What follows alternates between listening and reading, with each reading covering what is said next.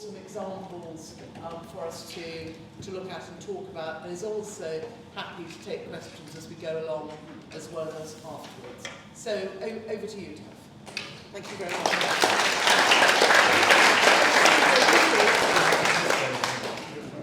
Don't applaud until you've heard me speak. Well, welcome. I've been coerced to come here today. Libby's been very forceful in her approach. I don't often get the opportunity to speak because I'm, like some of you, a henpecked husband. I only speak with permission. But we're going to talk about a subject that's dear to my heart, Lovespoon carving. I think it's kept me sane, I think, over the years. So I'll ask the question, what is a lovespoon? Now, Wikipedia defines a lovespoon as a wooden spoon decoratively carved that was traditionally presented as a gift of romantic intent. To my mind, there is more to the story of the lovespoon than that bland and sterile statement. So this morning, I'd like to explore some facts and myths about the lovespoon tradition to you. So I'll ask a question, and feel free to have a go. Is the lovespoon tradition unique to Wales? No. Good girl. You've done your homework. I'm glad you said no. No, it isn't. Although mainly considered a Welsh tradition, many European countries have a long-standing folk culture of transforming ordinary wooden objects into ceremonial and presentational courtship tokens, which include spoons. So, how old is the lovespoon tradition in Wales? Anybody want to hazard a guess? 300? What do you mean 300? So 300 from 2000, 1700s you say. Any other offers? 1600. 600. Right, it's in between. No one really knows when lovespoon carving started. The oldest Welsh lovespoon in existence is located at the National History Museum of Wales at St Fagans and dates from 1667. That's 1 year after the Great Fire of London. So this spoon is carved from sycamore wood, and it takes the form of an oval spoon bowl with a heavy handle which consists of two small cages which contain seeds or balls, and it has a heart-shaped finial at the top which contains some chip carving. Now, this spoon has lasted a while, and I think part of the aid in its preservation is the fact that the carver really coated it and treated it with beeswax. He also was very clever in the carving in as much as he put a barrier in the middle which prevented the pillars from expanding and the seeds from dropping out. Also, it prevented people from saying that, oh, you've forced those beads in there rather than carve them. So this would indicate that lovespoons were in existence in the 17th century. Precisely why the humble spoon became a romantic symbol is unknown, and a number of theories have been advanced to explain why and how the lovespoon developed. One theory suggests why the spoon was chosen as a love token was due to its association with sustenance and its symbolic link to the nurturing of body and soul. To my mind, this is rather a fanciful and excessively romantic notion. So let's consider an alternative theory. During the mid-17th century, the standard of living of the rural poor, who made up the majority of the population, improved slightly. This development meant that people no longer had to spend time engaged in survival-based work. And with some leisure time available, folk art began to flourish. Young men began to decorate utilitarian wooden objects with elaborate carvings, as gifts for young unmarried women. These gifts would include stay busks. Do you know what a stay busk is? No. It was a stiffener for a corset, whalebone in the Victorians. And knitting sheaths. Do you know what a knitting sheath is? Now, I thought it was a container like a tube that you kept your knitting needles in. But it isn't. It was an aid to the knitter in as much as you inserted your knitting needle into the sheath, put it in your belt or waistband, and it allowed you to have a free hand while you were knitting. You've got some fine examples here in our museum. They also would carve washing baths, mangle boards, and even butter pats. Most European countries experienced a surge in the development of this romantic folk tradition during the 17th and 18th centuries, and it was particularly prevalent in Wales and Scandinavia. Now, females weren't to be outdone either. Free time saw the development or saw the decoration of textiles increasing with the development of embroidery and smocking.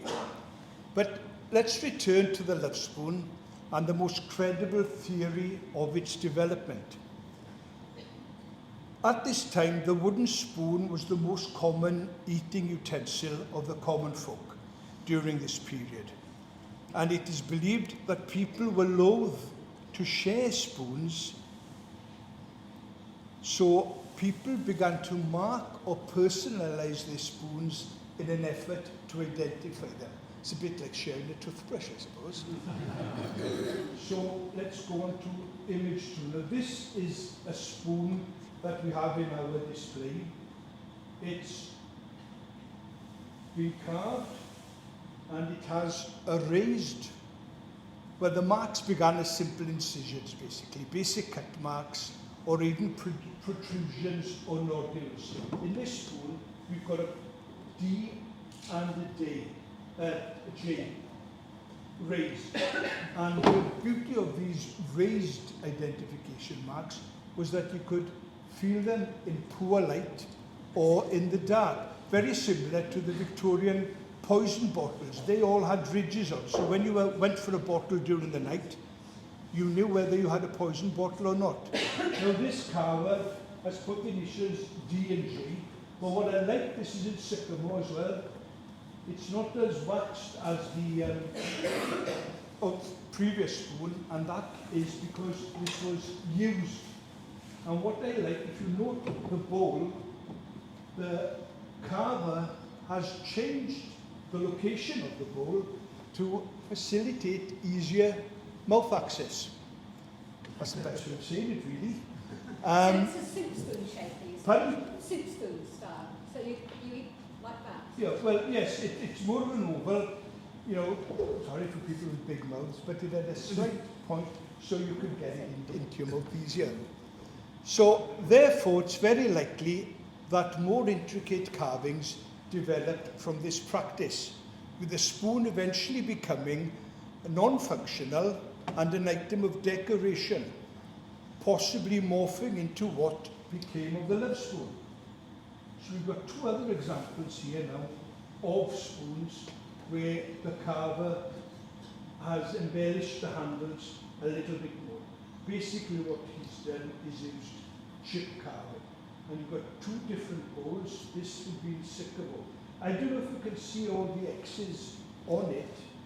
My granddaughter said the carver must have loved the recipient very much to put all the kisses on it. But that's taken a lot more work. But still, it's quite simple in its presentation. Whereas most domestic wooden utensils of the period, bowls, ladles, platters, etc., would have been made from sycamore wood. Reason, easy to carve, readily obtainable, but most importantly, sycamore wood doesn't taint food. So it didn't add any bad taste to whatever you were eating, really. Whereas love spoons could be carved from other timber that was available and was suited to the carver's requirements. So fruit woods, anything that came to hand was used.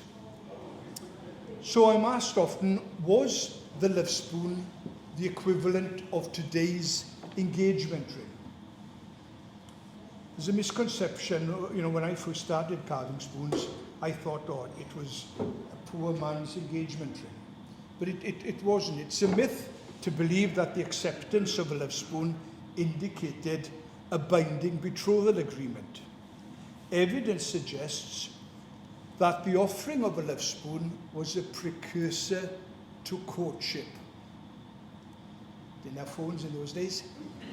Like a Valentine card. Pardon? Like a Valentine card. Not really, because they lasted longer than a Valentine card. Sorry, Dave. No, but yes, like a Valentine, that's a good analogy. Yes, Lovespoon indicated a binding betrothal agreement, no. Evidence suggests that the offering of a Lovespoon was a precursor to courtship and an indication that a closer relationship was desired. Its acceptance by the female in question signified nothing more than her willingness to be courted. The transaction was not binding, and I suppose it'd be fair to say that a pretty or rich girl would have been the recipient of many a spoon. Plain girls, not so many, I suppose. It was also an opportunity for the girl's father to assess and judge the carver's skill and workmanship and his potential as a suitor. Now, have you any Welsh speakers here? Have you heard the word sponer? Yes. Have you? I was called a sponer once. In many Welsh-speaking areas, particularly West Wales, the term sponer is used colloquially to refer to a boyfriend. This derives from the word spooner.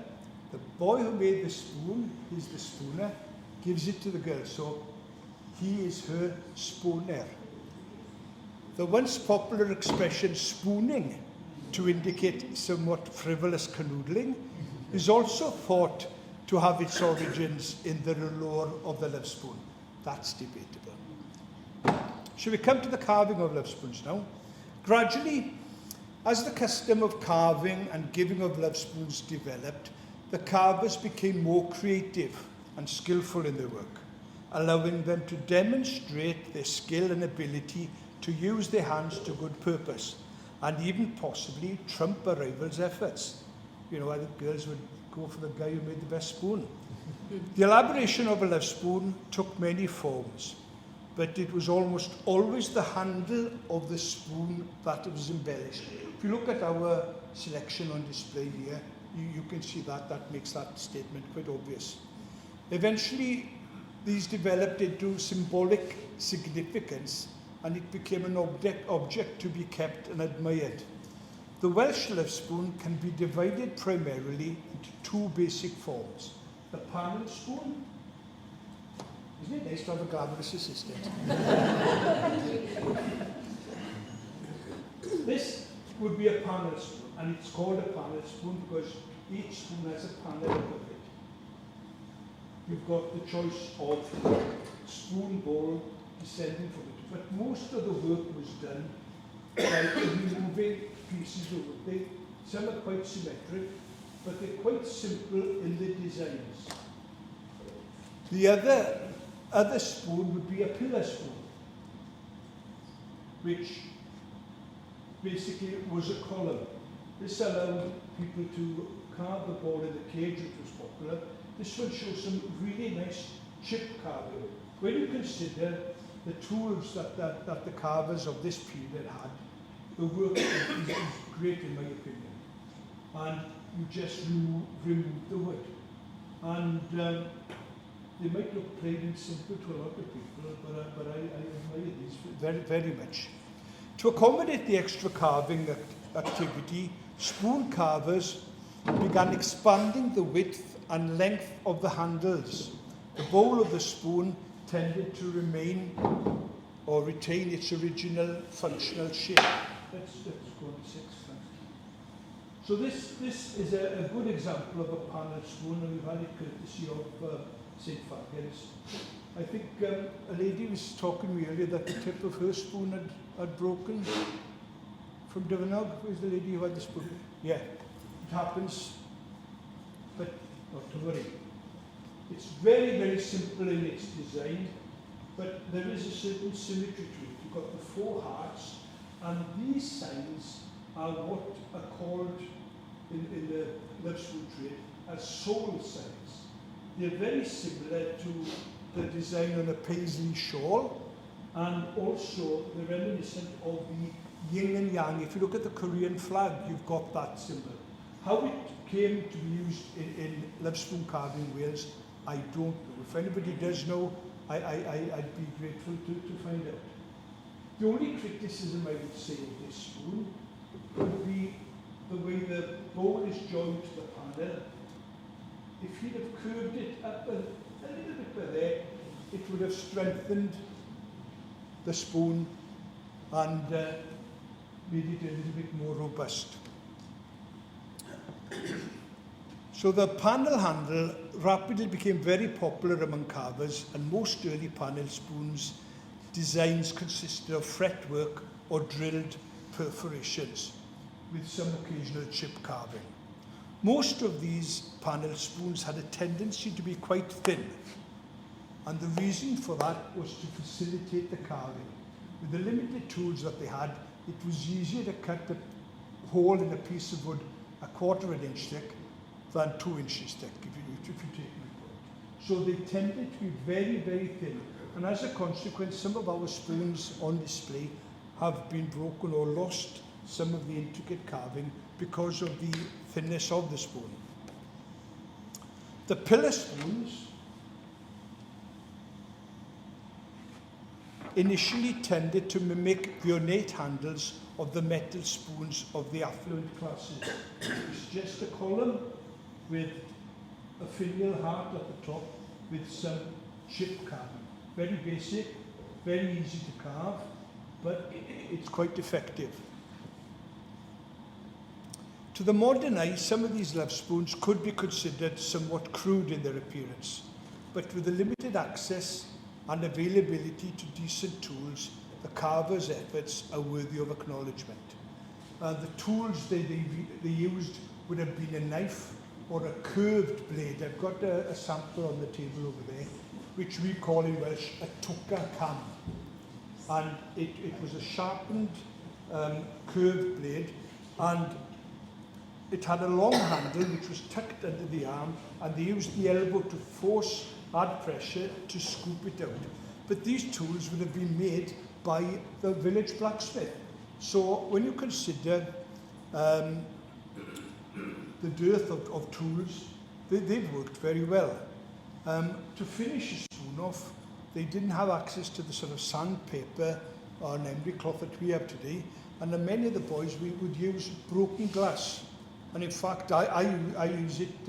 It's a gentleman here from Leith who carves Lovespoons. Do you use broken glass on your spoons? Are you rich? You can afford sandpaper, can you? Yeah, but it works. Try it. It works very well. So with the passage of time, however, the various symbols and designs on Lovespoons have come to be associated with particular sentiments, which roughly fall into 3 major groups. 1, good luck symbols, which could be horseshoes or the Wheel of Fortune. 2, love symbols, which would be hearts and the soul signs. And 3, fertility symbols, which could include vines and grapes, or the seeds or balls in a cage. Whereas the symbols on the early spoons were restricted to sort of hearts, circles, soul signs and diamonds, the revival of Lovespoon carving in the 20th century has introduced a myriad of symbols which were once unknown or very uncommon to the early carvers. If you want to, at the end of the talk, when we discuss the symbols, feel free to ask. Unfortunately, the fortunes of the Lovespoon declined at the end of the 19th century and worsened again during the early years of the 20th century. You had a hiatus. The spoons, mid-1800s, towards the end, they stopped. And the reason the fortunes declined can be attributed to rapid social change, the Industrial Revolution, a more sophisticated lifestyle, and changing tastes, and also demand for items that the rural craftsmen couldn't provide. This, combined with mass migration from the countryside to the industrial towns and areas of Wales, meant that the balance of rural life had been irreversibly altered. These facts certainly impacted on the tradition and production of rural folkcraft. However, despite all this, the Lovespoon tradition tenaciously hung on, continued by a few amateur carvers in the rural backwaters of Wales. Basically what we're saying, Lovespoon carving was a thing of rural Wales rather than urban or the cities and towns of Wales. However, despite all this, the Lovespoon tradition tenaciously hung on, continued by a few amateur carvers in the rural backwaters, as I said. The role of the Lovespoon by now had changed. No longer were spoons given as love tokens by hopeful suitors, but began being given as engagement or wedding gifts. And eventually carvers began carving Lovespoons for a wider range of occasions. Christenings, birthdays, anniversaries. I haven't seen a divorce spoon yet. and although Lovespoons have developed a subtle change in their purpose, I'm pleased to say that the carving tradition is still continuing, with homage to the boys that went before. Tourism has certainly contributed to the raising of awareness in the Lovespoon, its culture and traditions. And there are some professional carvers out there who are producing some quality work. I've got to, James it is it? Lynn showed me some of his spoons as we were talking over there. And the quality of Lynn's work is superb. I'm quite envious of the stuff that he's done. Well done you. So as we said, tourism has contributed to the raising of awareness in the Lovespoon. And as I said, they're producing some quality work. But sadly, commercialism has meant that the Lovespoon hasn't escaped the influence of mass production. And therefore, we have been inundated with simple, mass-produced Lovespoons for the tourist market. Unfortunately, in my opinion, this has degraded the image, quality of design, craftsmanship and skill involved in the making of Lovespoons. I know people have to make money and make a business out of it, but when you compare what's put on for sale that have been manufactured by machines, laser cut out, compared to the sort of traditional spoon, there's no comparison. But fortunately for us, many carvers still continue the old traditions of producing unique hand-carved Lovespoons for family and friends. This in some way reflects the old days when carvers were motivated more by emotion than commercial interests. And I believe that this can only be a positive thing, as it allows the craft to continue to grow and develop free from any commercial restraints and inhibitions. And I just wish some of the younger people would sort of take the plunge and begin carving themselves. Now, that concludes basically what I've had to say today. But are there any questions, or does anybody want to explore anything? Please ask me. Andy? What can you say about regional variations in the taffeta? Was it different in North Wales to South Wales? No, thanks. Yeah, that's interesting. No, whereas in some folk crafts you've got identities, like walking sticks. You can identify certain walking sticks from where they come from. Lovespoons, no. And what we find with the old spoons, there's no provenance where they came from. Nobody marked the rear of the spoon with a date or a time or initials of the carver. So consequently, we can't identify spoons from any certain occasions. I know up in Beirdd up in the north, there was a tendency to have double spoons on your love spoons. That was something there. But, you know, as I said about the soul sign, the paisley sign, that covers spoons from all over Wales. Yet, how did it, back in those days, become known to other carvers? So there must have been some reason, but due to the fact that there's no sort of written history, you know, to find some of this information, it took a lot of work, in as much as there's no written tradition on the love spoon. Yeah, and to be honest, I made it all up, really. No, but it's feasible to say that, in as much as there isn't a tradition. I just hope that the modern carvers identify their spoons and write a little bit about it. Yes?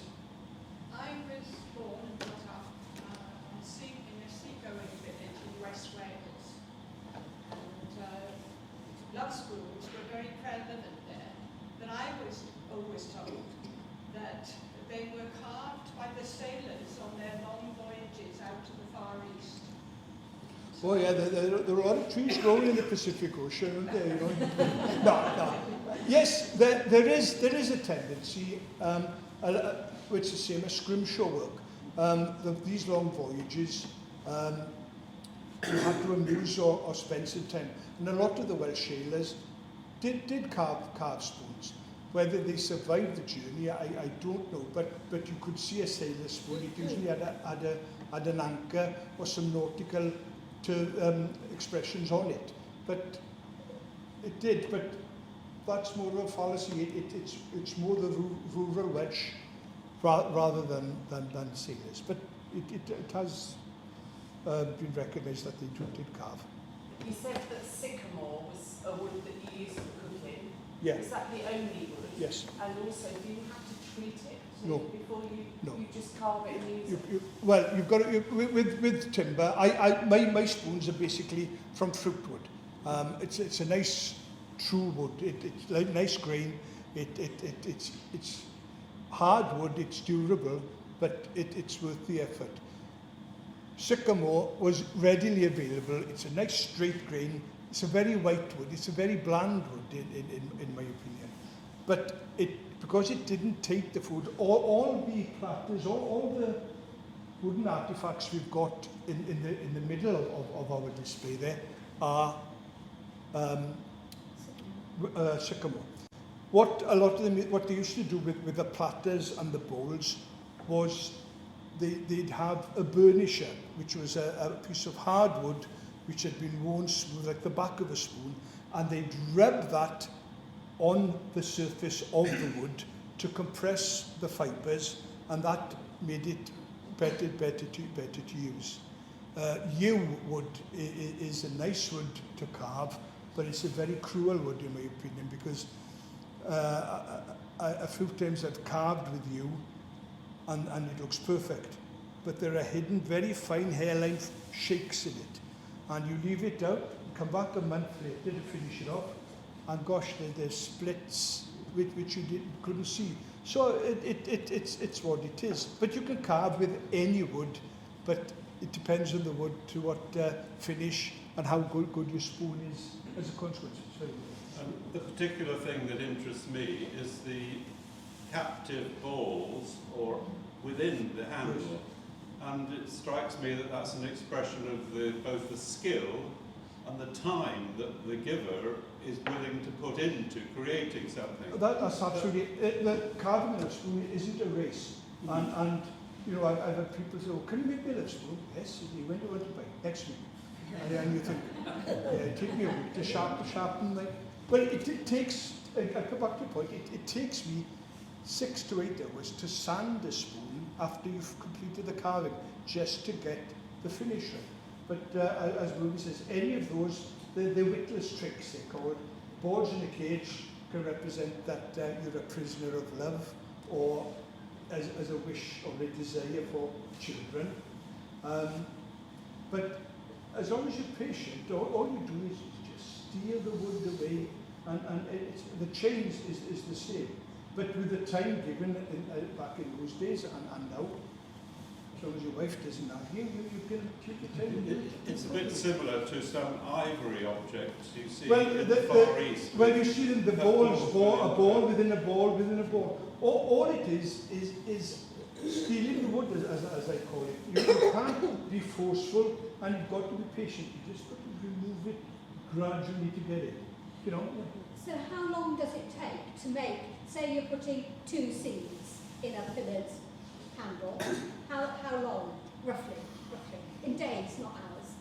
Well, you could do it in 6 hours, you know, because you're restricted into the space. You know, if you were doing a ball in a cage, a foot round, yeah, easy, you could, it's like a chainsaw there. But when you do the 1/4 inch, if you afterwards have a look, I've done a shackle, which is about 1/2 inch round, and that is it's quite crude, but it's quite laborious. But it's not. It looks difficult when the object's finished, but if you take your time and know what you're doing, it's not that difficult. Sorry, yeah. We don't believe it. No,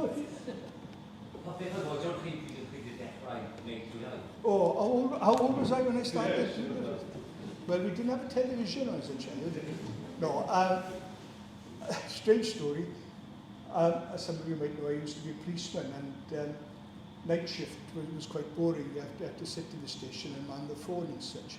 And when we were in the old police station on the back here then, the back of a drawer fell off. And I've always carried a penknife. So rather than study the law books as I should have been doing, I started whittling there. But carving Lovespoons in earnest, 80s, since the 1980s. But it's finding time. If your wife demands that you do other things, you can't devote time to it. She didn't want you carving Lovespoons for other women, does she? Well, that's where they go mostly. But as I said, I don't give them with a view of forming a relationship. No. Sorry, yeah. What sort of price can one charge for a good quality Lovespoon? Not enough. No, seriously. I get embarrassed. I don't like getting commissions in as much as you've got to talk money, and I just enjoy the carving. That is my delight. But you look at, we were in Cardiff yesterday, and we looked at the Lovespoon shop, and I thought some of the prices they were charging for spoons, you know, I wouldn't even like to fire with the spoons. But you can't put a price on it. It all depends. If a stranger came up, I'd have quite confidence, a bit of confidence to ask almost a fair price. You never get the value of the hours on the scale that you'll never get it. Carving Lovespoons, say with walking sticks, any handmade tools, you never earn your money to it. It would be folly to do it as a profession. But the enjoyment and the pleasure of carving is reward enough, really. So if you charge something that will buy you some hooks to go fishing, or towards your fishing permit, or whatever, or a new chisel, because the tools are quite expensive. So you do it in relation to the person asking you, I suppose, Jonathan. Oh, sorry, I'll come back to you the first. I think next door we've got spoons with what I call chains of wood. Yes. I don't know if you referred to that before unfortunately, sorry I was late, before I came in. But I wondered why they made them with chains. Was there a purpose for that? Was it all one piece of wood? Yes, well, I've got a sample there on how to carve a chain. Now, in Sweden, they've got a tradition, as I said, about European spoons. Well, we've got a copy of one in there, of wedding spoons. And it was a long chain, and the bride and groom, there we are, well done. The bride and groom would eat part of their wedding meal with the groom had one spoon, the bride had another, and it was symbolic that they were both linked, eating the first married meal together for good luck or whatever it is. But chains, yeah, it's what inclination you had. But Swedish is interesting, isn't it? Well, yes, we've got It was that. only in Wales. No, we've got a copy of that spoon in there, but it's of a Swedish pattern originally. Sorry, you were going to say something. If you have a love spoon and you want to preserve it for a very, very long time, should you feed it with wax or oil or polish it or do anything? Well, it depends on the spoon before, as it is. If it's still got its sort of coating of wax, I would just bit of furniture polish, but keep the dust from it is the thing. And if you use a shoe brush rather than a cloth, so when you put your spray on or put your wax on, brush it with a shoe brush or whatever, and it helps penetrate the fibres.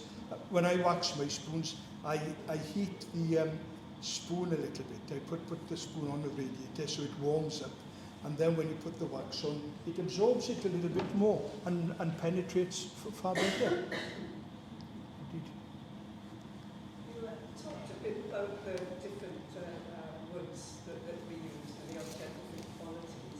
Do you have any symbolism? Did a certain wood have a particular meaning? No, not as I know of.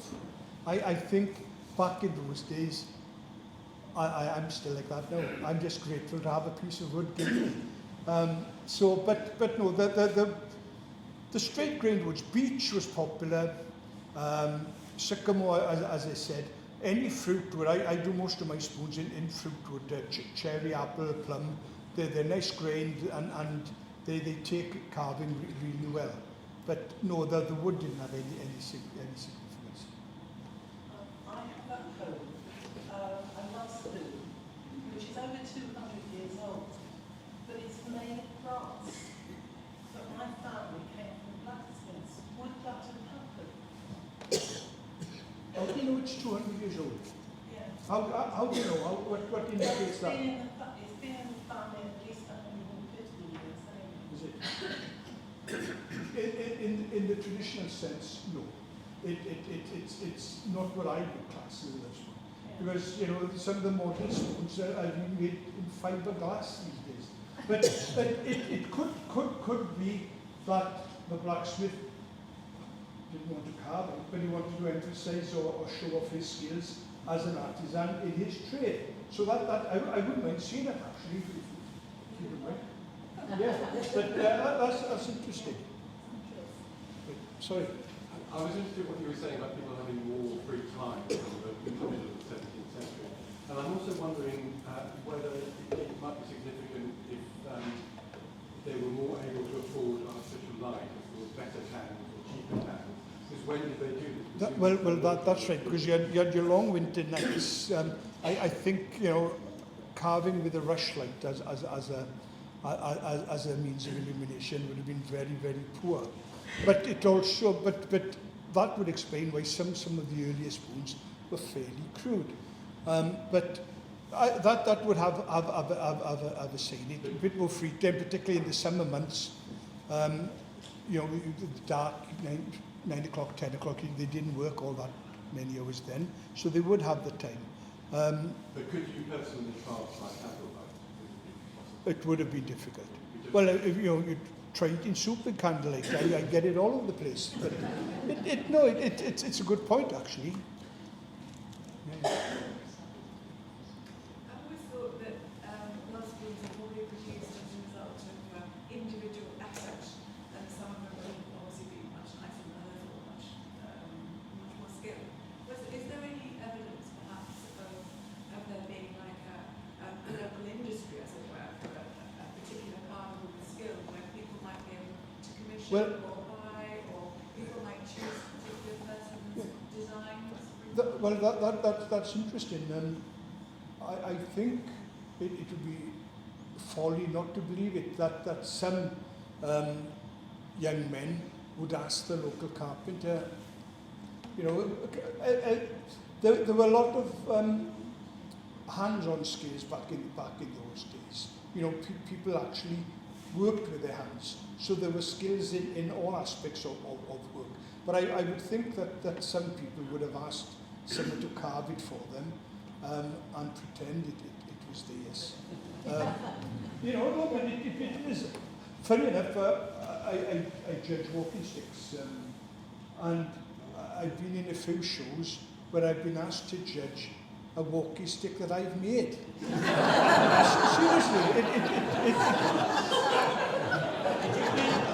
and it didn't win. But back to the symbols, for example, there's a lot of bits.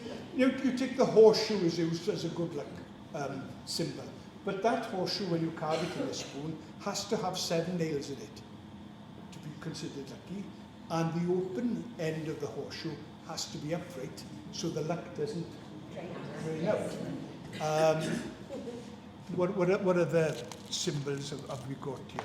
Like bells now is common, and people, modern carvers put wedding bells in a lot, and it gives you a scope to put an initial on a bell. Treble cleves and harps are quite good. National symbols have been coming into it, into the modern spoon.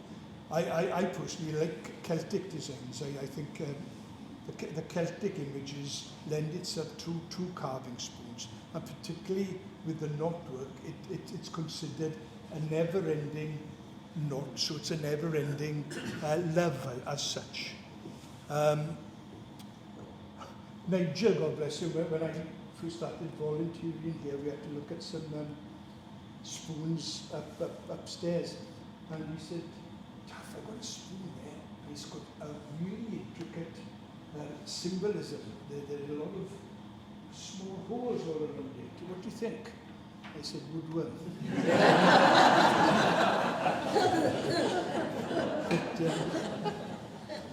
No, I'm joking, no, Nigel wasn't that bad. But yeah, so I noticed time's crushed. There's a couple more questions. I'm Beryl. Sorry, Yeah, my question is more to do with the overall design of a Lovespoon. So for people like yourself or other people carving or in the past, would they have discussed the pattern and maybe drawn it on paper, drawn it straight on the wood, or drawn it straight out of your head? Well, yeah, that's a good point. It's up to back to the individual again. Back in when I first started carving spoons, I'd sand the face side, the surface, really smooth, and I'd draw the design on a bit of paper and transfer it via carbon paper. Now, a lot of modern carvers draw the design on paper and glue it to the wood and carve through the paper onto the wood. Now, I'm a bit lazy now. I do the design, stick it to a bit of cardboard, cut that out, and I make myself a template. And then I can use part of it or that design at a later date, almost like a stencil of it. But back in the old days, they were restricted to what they had. Maybe they were lucky if, well, I don't suppose they had a compass, but they charcoaled the design in or went straight onto it, you know. It's what it is. Sorry, Sam. With the panel spoons, you've got some panel spoons with 2 or more actual spoons on it. Would that be given for a particular occasion, or is that just... No, it usually was indicated that the woman receiving it was a big stirrer. No, it's just what you want. I've seen three spoons attached to a panel spoon. You know, there are designs of 1 spoon at one end and 2 at the other. It depends what the carver wants to symbolize to the recipient, and it's what the recipient asks for sometimes. You know, with spoons today, say for example, the spoon I did for Arlene's boy. I asked Alan what he wanted. So he wanted his son and daughter-in-law's initials entwined, like the old Victorian monograms. And you do what the sort of customer wants, basically, or you talk through it and try and dissuade them on the complicated designs. You know, I went to go to Baltimore years ago, and this was when email, when I'm not an IT person at all, I still write letters, I do, but he was working over he was in the military, working up on the ranges, and somebody in a pub in Newcastle phoned up and said, "Oh, Taff, there's a boy here from America, wants a Lovespoon, can you do one on him?" Yes. I said, where is he? "Oh, he's gone home." I said, right. So anyway, I was working for Progress then, and I had an email message from him. But flipping it, he told me what he wanted, typical, no disrespect to him. He wanted this and that, and he explained to me what Lovespoons were about. But it would transpire that he wanted, with all his gum feet, he told me, the Lovespoon would have been about 3 foot long. So I emailed him back, and we went back and forth. Eventually, we fitted and we compromised on the design. So, you know, some people ask for things that are almost impossible to carve. Well, I might not be able to do it, but other good carvers would probably. But anyway, I noticed we're losing time now. That's fine. I think we've done a good few questions, and people can talk to you afterwards, can't they? But yes, I'll be over by my spoon, so if you want to come over and talk a bit more and have a look. And I've counted the spoons, so...